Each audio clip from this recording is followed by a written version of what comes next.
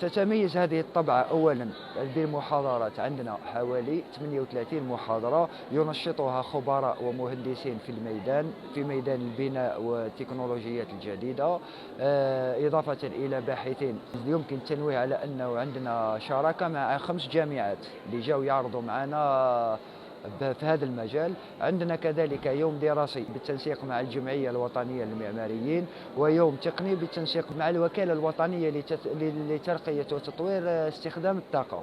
كاين شركات اللي جاونا بمنتوجات جديدة، نعطي مثال كمؤسسة شيالي اللي جاتنا بمنتوج هذا لاموس اكس بي ال او اللي كنا قبل نصدروها، وين كانت هذه الشركة في شراكة مع شركة أجنبية كورية.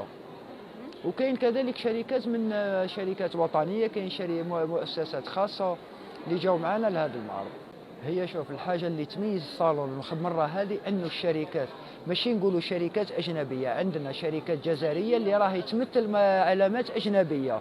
وللتنويه انه كاين منهم بعض الشركات اللي كانوا في شراكات مع شركات اجنبيه كانوا بنسبه ادماج من 20 حتى ل 50%. درك حاليا راه نشوفوا فيهم باللي الشركات هذه راهي 100% جزائريه، راهي نسبه ادماج 100%. وهذه حاجه تشرف، لانه كنا هذاك المواد اللي نصنعوها كنا نستوردوها، وحاليا راهي تصنع في الجزائر. وهذا تحدي بالنسبه لنا انك تشوف مؤسسات جزائريه اللي راهي توجهت للتصنيع. وبلا ما ننسى انه بما ان الجزائر راهي بوابه افريقيا، وراهو عندنا ابواب مفتوحه لتصدير المواد البناء، لانه كما معروف انه الجزائر حققت اكتفاء في مواد البناء. واضافه الى سعي الدوله الى خلق البيئه المناسبه لهذه المؤسسات. والنوه كذلك انه الجزائر مؤخرا قامت بفتح وكالات بنكيه في عديد الدول الافريقيه، واللي هذا يسهل المعاملات التجاريه للمتعاملين الاقتصاديين.